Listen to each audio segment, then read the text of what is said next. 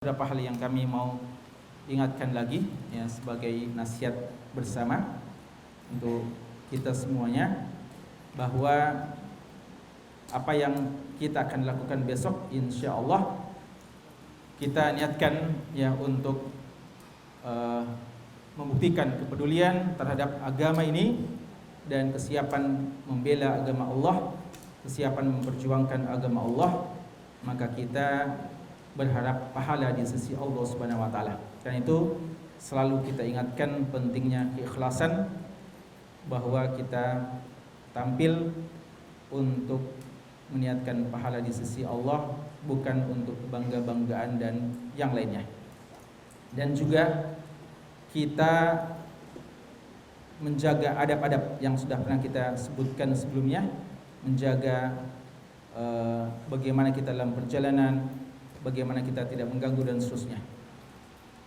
Dan juga kami mau ingatkan ya, bahwa ikhwas sekalian, keterlibatan kita dalam masalah ini insya Allah adalah bagian dari intimak kita kepada Islam ya, intimak kita kepada agama Allah Subhanahu wa taala, di mana kita mau bersama-sama berta'awun dalam memperjuangkan agama Allah Subhanahu wa taala. Dan jika ada yang mengatakan apakah kita harus berta'awun dengan berbagai macam kalangan ya, mungkin ada mengatakan kalau semua ikhwaji saya mau. Tapi ini banyak macam-macamnya, ada ini dan ada itu ya. Kita katakan ikhwas sekalian, untuk tujuan yang seperti ini, pembelaan terhadap agama Allah, pembelaan terhadap Al-Quran, maka kita harus siap bergabung dengan siapa saja kaum muslimin yang bersama-sama dengan kita dalam masalah ini. Jangankan dengan kaum muslimin, bahkan kadang untuk persoalan kemanusiaan, kadang kita boleh bergabung dengan agama lain pun untuk memperjuangkan hal yang sifatnya kemanusiaan. Contoh umpamanya tragedi Rohingya umpamanya. Bagi kita ini adalah persoalan agama, maka kita mau membela mereka, menolong mereka. Tapi mungkin dalam dialog kita kadang berbicara juga kepada sebagian agama-agama yang lain, utamanya mereka-mereka yang beragama Buddha atau Hindu, untuk menggugah rohani mereka, nurani mereka, untuk ikut memprotes dan berkeberatan dengan penindasan yang dilakukan oleh mereka-mereka atau saudara-saudara mereka di Rohingya sana. Dan mungkin ada kesepakatan umat beragama dalam kata keberatan terhadap penindasan hal tersebut. Apa dasarnya? Mungkin hanya dari sisi dasar kemanusiaan istilah mereka. Kalau kita selalu menganggap ini bukan secara kebetulan terjadi penindasan yang seperti itu. Sebagaimana kita katakan yang lalu, bahwa tidak ada dosa saudara-saudara kita yang ditindas di berbagai belahan bumi ini kecuali satu saja, yaitu mereka beriman. Ya, wa ma naqamu minhum illa ayyuminu billahil azizil hamid. Ini dosa satu-satunya umat Islam, sampai mereka ditindas karena mereka beriman kepada Allah. Itu jadikan alasan untuk mereka ditindas. Wallahu musta'an.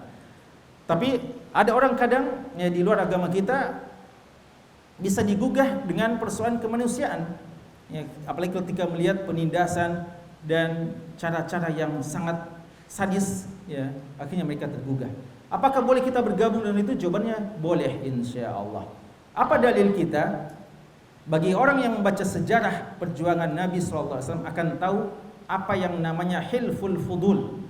Hilful fudul ini terjadi sebelum Nabi SAW menjadi seorang Nabi dan Rasul, di masa jahiliyah. Dan ini kisahnya terkenal dalam buku-buku sejarah Sirah Nabawiyah. Silahkan buka Sirah Ibn Hisham, dan silahkan juga baca Mukhtasar Siratul Rasul karya Al-Imam Al-Mujaddid Muhammad bin Abdul Wahhab rahimahullah, dan buku yang banyak juga digunakan oleh kaum muslimin hari ini dalam sirah Ar-Rahiqul Makhtum karya Syekh Safi Rahman Al-Mubarakfuri. Dan ini disebutkan kisahnya juga dalam Baihaqi, Imam Baihaqi dalam Sunan Kubra beliau dan beberapa kitab beliau. Dan juga Imam Ahmad rahimahullah taala dan beberapa imam-imam yang lainnya dalam buku-buku hadis mereka. Kisah Hilful Fudul.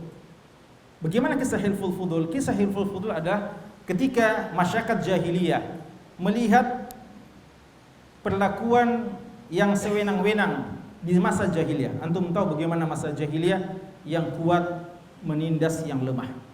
Perbuatan kezaliman merajalela. Maka muncullah segolongan orang-orang Quraisy dan orang-orang jahiliyah namun memiliki nurani untuk menolak perbuatan yang seperti itu. Di antara yang terkenal adalah Abdullah bin Jada'an. Ya, ini Abdullah bin Jada'an ini tokoh Quraisy dan inilah yang pernah Aisyah radhiyallahu anha tanya kepada Nabi sallallahu alaihi wasallam, "Ya Rasulullah, Abdullah bin Jada'an, wahai Rasulullah, masa Abdullah bin Jada'an dikatakan tidak masuk surga padahal dia adalah seorang yang terkenal kedermawanannya, suka membantu orang susah dan suka membela rakyat yang lemah dan seterusnya, sangat dermawan, terkenal dengan kebaikannya, cuma tidak beriman kepada Allah. Bagaimana statusnya di akhirat kelak?" Nabi sallallahu alaihi wasallam mengatakan, "La ya Aisyah, fa innahu lam yaqul yauman rabbik filli khati'ati yaumaddin." Ya Aisyah, tidak. Abdullah bin Jada'an pun dengan segala kebaikannya tidak masuk surga karena dia tidak pernah masuk Islam. Kata Nabi sallallahu alaihi wasallam dalam kisah Hilful Fudul, saya dulu ikut bergabung dalam perjanjian di masa jahiliyah bersama sebagian tokoh-tokoh Quraisy di rumah Abdullah bin Jada'an. Itulah kisah Hilful Fudul. Apa isi perjanjiannya? Kesiapan untuk membela orang-orang yang tertindas, kesiapan untuk membela orang-orang yang dizalimi. Itu Nabi SAW ikut di dalamnya. Mungkin ada yang mengatakan itu kan di masa jahiliyah.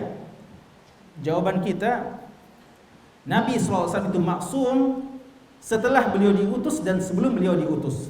Oleh karenanya sebagian ulama kita mendefinisikan sunnah adalah apa saja yang pernah dilakukan oleh Nabi SAW baik setelah beliau diutus mendapatkan wahyu bahkan sebelum beliau diutus. Yang kedua, jawaban kita karena Nabi SAW menjelaskan tentang kisah tersebut.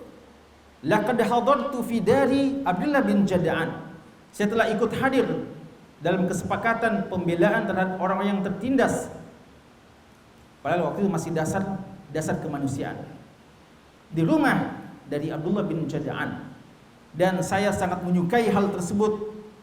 Dia lebih ahabbu ilayya min humurin na'am. Ya, bahkan Nabi SAW mengatakan kehadiran saya, hal itu membuat saya sangat bergembira, sama bahkan lebih saya cintai daripada saya memiliki humurun na'am, kendaraan onta merah, merupakan kendaraan yang termahal, termewah di zaman itu. Lalu beliau mengatakan, "Lau du'itu fil islami ilaihi, lau du'itu ilaihi fil islam la ajabtu."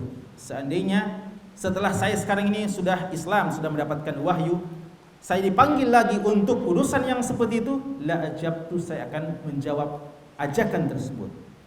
Maka ikhwas sekalian, ajakan untuk sama-sama membela orang-orang yang tertindas walaupun kadang lintas agama. Ya, apalagi kalau kita dasar kita Islam, ya, dan kita insya Allah dapat pahala. Mereka cuma dapatkan mungkin pahala-pahala duniawi dalam artian pujian dan seterusnya, tidak mendapatkan pahala akhirat. Tapi bagi kita menggalang persatuan dalam hal itu, ya, untuk membela orang tertindas kadang diperlukan dan tidak mengapa kita ikut bergabung. Apatah lagi jika kita bergabung dengan orang-orang yang memang sudah jelas komitmennya dengan Islam. Tidaklah mereka bergabung kecuali karena mau membela Islam. Tidaklah mereka bergabung, tidaklah mereka mau jalan jauh-jauh, tidaklah mereka mengeluarkan harta yang begitu banyak kecuali panggilan Islam. Kecuali karena memiliki girah, tersinggung, agamanya dihina, Al-Qur'annya dinistakan, ulamanya dikatakan bohong dan seterusnya. Panggilan keislaman inilah yang menggerakkan sekian banyak umat Islam hari ini dalam memperjuangkan aksi atau dalam keikutsertaan dalam aksi bela Islam. Maka ikhwas sekalian, sungguh sangat mengherankan jika masih saja ada sebagian orang yang mempersoalkan ada ini dan ada itu, ya. Apatah lagi, alhamdulillah, orang yang tidak ikut, ya, kebanyakannya adalah orang-orang yang memang jelas keberpihakannya kepada musuh-musuh Islam. Orang yang tidak ikut entah adalah orang-orang yang jelas kekufurannya, atau orang-orang yang liberal, atau orang-orang yang memang tidak punya kepedulian sama sekali terhadap agama, atau orang Syiah. Mana ada kaum Syiah yang mau ikut dalam perjuangan kita ini, dan para kaum-kaum sesat yang lainnya. Cuma mungkin ada sebagian saudara-saudara kita yang berpegang terhadap manhaj Ahlussunnah dan sebagainya memiliki syubhat dalam masalah-masalah seperti ini. Seharusnya ini jadi bahan perenungan bagi saudara-saudara kita tersebut. Jika saudara-saudara kita yang manhajnya umumnya lurus, ya, bahkan secara umum yang bergabung ini insyaallah adalah mereka-mereka dari barisan Ahlussunnah, walaupun kita kadang berbeda dalam beberapa sisi furuk. Jika mereka-mereka yang terkenal dengan keislamannya, konsistennya dan seterusnya, umumnya mereka ikut dan tidak ada yang tidak ikut kecuali golongan-golongan yang kita sebutkan tadi, maka apakah tidak cukup menjadi bahan perenungan kepada siapa lebih layak kita bergabung? Ya, orang Arab dulu mengatakan, anil mar'i la tasal was'al an qarini. Tentang seseorang tidak usah tanya. Kalau artinya kalau kamu tidak tahu siapa dia, maka tidak usah tanya bagaimana dia. Tanya saja siapa temannya. Kalau sudah tahu siapa temannya, tahulah Anda siapa dia, ya. Karena seseorang itu ala dini khalili, sebagaimana kata Nabi SAW. Maka kan tidak enak kalau kita mengatakan penyikapan kita ini, kalau kita lihat siapa teman-teman kita, ternyata teman kita adalah orang kafir, ternyata teman-teman kita orang liberal, ternyata orang kita memang orang yang tidak punya kepedulian agama, atau orang yang memang sangat benci terhadap Islam, atau kaum Syiah dan yang lainnya. Dan ingatlah kisah Ka'ab bin Malik radhiyallahu anhu, ketika beliau diboikot atau ketika beliau tidak sempat ikut perang Tabuk. Beliau terlambat dan akhirnya tidak ikut. Setelah beliau pergi sholat, mau hadir pergi sholat, beliau lihat sekelilingnya sepi kota Madinah. Tidak, siapa yang tidak pergi berjihad, siapa yang tidak ikut membela Islam waktu itu? Beliau lihat di masjid orang-orang tua yang memang punya uzur, anak kecil, atau orang-orang yang sudah jelas kemunafikannya. Bertambahlah sedih Ka'ab bin Malik, dan tahulah beliau statusnya bahwa beliau kalau pulang Nabi SAW dan para sahabatnya, beliau akan dihukum. Karena beliau mengatakan ternyata di sana sini kanan kiri saja tidak ada teman saya kecuali orang yang sudah jelas kemunafikannya. Maka ini beliau jadikan sebagai qarinah, indikasi bahwa beliau, penyikapan beliau tidak terlibat dalam jihad. Ini satu penyikapan yang keliru. Maka seharusnya wallahu alam ini bisa jadi bahan renungan bagi saudara-saudara kita yang masih kurang jelas penyikapannya. Apatah lagi kalau menyibukkan dirinya untuk mengkritisi orang yang mau berjuang, lalu orang-orang yang memang tidak ada minat dalam perjuangan itu dibiarkan, bahkan si penista agama pun tidak pernah diusik dan seterusnya, dia hanya sibuk mengusik untuk menggembosi, ya, para orang-orang yang mau memperjuangkan agama Allah. Ya, paling tidak diam saja, ya, kalau tidak mau bergabung. Tapi sekali lagi, apa-apa yang kita katakan tadi dan yang disebutkan oleh ulama kita patut menjadi bahan renungan bagi mereka-mereka itu. Dan yang terakhir, saudara sekalian, bahwa indikasi atau bisyarat yang sudah pernah juga kita sebutkan ini mudah-mudahan terus untuk menjadi penyemangat bagi kita, ya. Begitu besar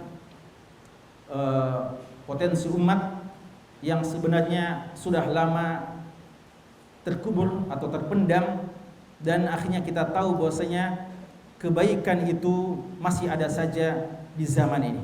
Sangat benar sabda Nabi SAW ketika beliau mengatakan ummati kal matar, ummatiku itu seperti hujan, la yudra tidak diketahui yang mana yang terbaik, akhiruha au awaluha, tidak diketahui yang mana yang paling baik, apakah bagian awalnya atau bagian akhirnya, ya. Sebagaimana hujan, dia semuanya adalah umumnya lah kebaikan. Maksud beliau Nabi SAW tentu saja memang ada generasi yang terbaik, tapi tidak akan pernah hilang kebaikan sama sekali di umat Nabi SAW. Kita kadang memang kecewa dan kadang kita sedih dengan fenomena umat yang makin menyedihkan. Tapi ikhwan sekalian, yakinlah bukan cuma kita yang punya girah, masih sangat banyak umat Islam yang punya girah, punya kecintaan terhadap Islam dan siap memberikan apa yang dimiliki dari harta dan darah, dari jiwa untuk membela agama Allah Subhanahu wa taala. Kita merasa malu dengan lihat apa yang diperjuangkan atau mujahadah saudara-saudara kita ya dari Ciamis ya ke Jakarta dan yang lain-lainnya. Maka ini insyaallah sebagai bukti ya, karena tidak mungkin digerakkan hati-hati yang seperti itu lalu begitu banyak orang membantu, begitu banyak orang simpati, bahkan ada yang masuk Islam, kecuali inilah tanda-tanda kebaikan ya, tanda-tanda kebaikan seperti yang sudah pernah kita sebutkan waktu wafatnya Imam Ahmad bin Hanbal rahimahullah taala, kehadiran kaum muslimin yang begitu banyak menghadiri jenazah beliau dan orang Yahudi dan Nasrani, ini menjadi dakwah tersendiri. Bahkan begitu banyak orang masuk Islam dengan wafatnya Ahmad bin Hanbal rahimahullahu taala. Kan itu kami kembali mengingatkan para ikhwah untuk memberikan sedikit apa yang kita miliki dari jiwa dan harta untuk ini. Ini hanyalah sebagai persiapan. Kita tidak tahu apakah ada yang lebih besar dari ini. Ya, kita tidak pernah meminta-minta suatu hal yang tidak sanggup kita laksanakan. La tatamannau liqal adu. Jangan kalian mengharapkan bertemu dengan musuh. Kita tidak menantang, ya Allah, jadikan juga Indonesia bumi jihad sebagaimana di Suriah dan sebagainya dan di Afgan dan yang lain. Kita tidak meminta seperti itu dan itu tidak disyariatkan. Tapi jika kalian bertemu dengan musuh, Allah takdirkan, maka kalian harus siap. Tidak mungkin kita bisa siap kalau tidak ada persiapan, ya. Karena ada sebagian mengatakan kita tidak sekarang gabung, tapi kapan ada jihad kami adalah yang berada di saf yang terdepan. Tidak gitu logikanya yang dalam Islam. Allah mengatakan wa'iddu lahum mastata'tum min quwwah. Allah mengatakan law aradul khuruja la'addu lahu uddah. Allah mengatakan persiapkan apa yang kalian sanggupi dari kekuatan. Allah katakan tentang orang munafik yang mengaku-ngaku siap tapi akhirnya tidak ikut karena tidak ada persiapannya. Law aradul khuruja la'addu lahu uddah. Seandainya mereka betul-betul siap, tentu mereka sudah menyiapkan apa yang mereka sanggupi untuk persiapan jihad tersebut. Jadi ini hanyalah hal yang sangat sederhana. Kita tidak membawa senjata dan sekali lagi diingatkan tidak ada bawa senjata, tidak ada kekerasan dan lain-lainnya, bahkan pendekatan diri kepada Allah. Kita sholat, berzikir dan seterusnya, dan tidak ada pengerusakan dan yang lainnya, tapi kesiapan kita untuk memberikan sedikit yang kita miliki dari waktu, pikiran, harta, tenaga, dan jalan-jalan, ya insya Allah tidak akan disia-siakan di sisi Allah selama itu karena Allah Subhanahu wa taala, dan mudah-mudahan Allah Subhanahu wa taala mencatat semuanya sebagai kebaikan dan sebagai bukti bahwa kita cinta terhadapnya, cinta terhadap Rasulnya, dan cinta terhadap jihad fisabilillah. Yang kata Allah Subhanahu wa taala, in kana aba'ukum wa abna'ukum wa ikhwanukum wa azwajukum wa ashiratukum wa amwalun iqtaraftumuha wa tijaratun takhshawna kasadaha wa masakinu tardawnaha ahabba ilaikum minallahi wa rasulih wa jihadin fisabilillah. Kapan kita lebih cinta kepada 8 daripada yang 3? Yang 3 ini Allah, Rasulnya, dan jihad. Maka tunggulah sampai Allah Subhanahu wa taala menetapkan putusan siksa bagi kalian. Sekali lagi, ini belumlah jihad sebagaimana yang dimaksudkan dalam bahasa syariat. Ya, tidak ada tidak ada pengerahan massa untuk perang dan sebagainya, tidak. Tapi ini kan bagian persiapan dalam artian kita buktikan bahwasanya kita mau capek-capek karena agama Allah Subhanahu wa taala. Dan semoga apa yang sedikit kita berikan ini Allah Subhanahu wa taala mencatat lebih baik dan lebih banyak bismillah taala. Wallahu taala alam, dan mudah-mudahan kita selalu bersatu bersama dalam keislaman, dan mudah-mudahan persatuan kita besok tidak lagi dipilah-pilah ya.